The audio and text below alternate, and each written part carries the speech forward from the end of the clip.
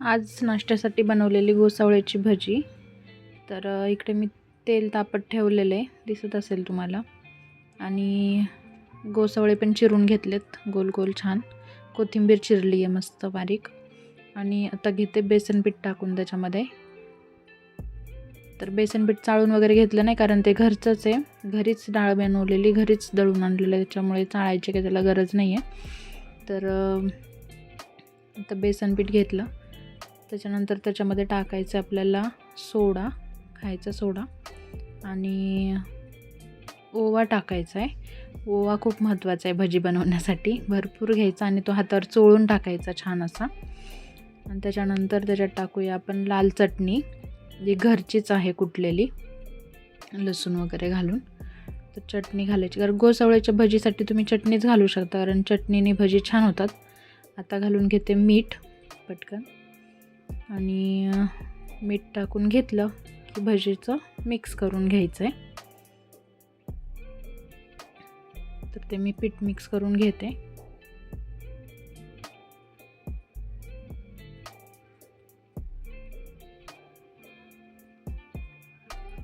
छान असं पीठ मिक्स झालं आहे. आता मी याच्यामध्ये हळद घालत नाही, शक्यतो भजीमध्ये हळद घालायचीच नाही कुठल्याच पिठामध्ये, कारण काय होतं तळताना मग ते लगेच काळे पडतात आणि आपल्याला असं वाटतं की करपले की काय, मग ते त्याच्यामुळे हळद भजीमध्ये वगैरे घालायचीच नाही.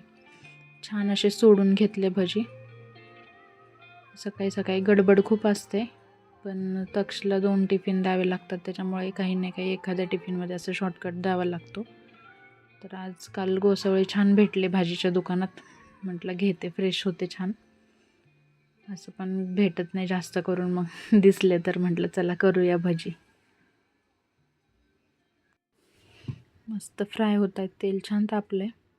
आणि भजी बनवताना जास्त एक ते 2 वेळाच उलटी पलटी करायची. ते जास्त वेळा हलवत बसलो ना आपण की मग ते जास्त तेल पितात आणि खूप असे तेलकट होऊन जातात. त्याला जास्त हेच नाही करायचं, हलवत नाही बसायचं जास्त त्याला. एकदा दोनदाच उलटा पलटा करायचं. आणि इकडं मी भजी तळत तळत मुलांचं पण आवरून द्यायला जात होते, त्यामुळे तुम्हाला मी इकडे दिसत नाही आहे. आवरून घेतलं मुलांचं पण तिकडं साईड बाय साईड, माझं ते पण चालू होतं, त्यांना पण तयार करायचं होतं. भजी मस्त गरम गरम तेलात आपले फ्राय होत आहेत. मुलांना कपडे सापडत नाही आहे, कुणाची बॉटल भरायची आहे, कुणाच्या बॅगमध्ये कुठली बुक टाकायची राहिली आहे, हेच बघून घेत ये जा चालू होतं.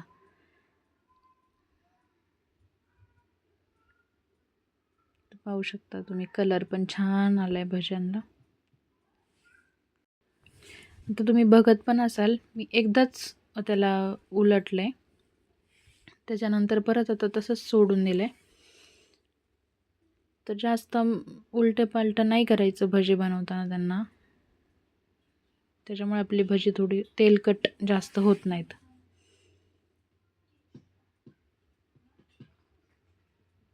सकाळ सकाळची एवढी धावपळ असते ना, कुठं काय करायचं काही समजत नाही, पण तरी म्हटलं गडबडीत तुमच्याशी थोडंसं शेअर करते, म्हणून मी थोडंसं शूट केलं हे बनवताना.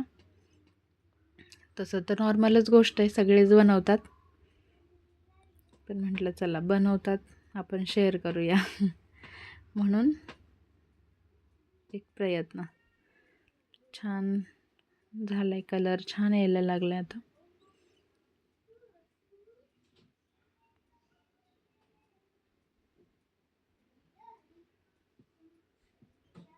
घेते मी आता, काढून घेते मी साईडला, नंतर तुम्हाला दाखवते कशी झालेत. ओवा वगैरे जास्त टाकल्यामुळं ना, भज्या असे तळायला टाकले की एकदम असं वेगळाच वास सुटतो आणि टेस्ट तर विचारायचीच नाही. तर पाहू शकता किती छान झालेत गरमागरम गोसावळ्याची भजी. चला भेटते तुम्हाला उद्या.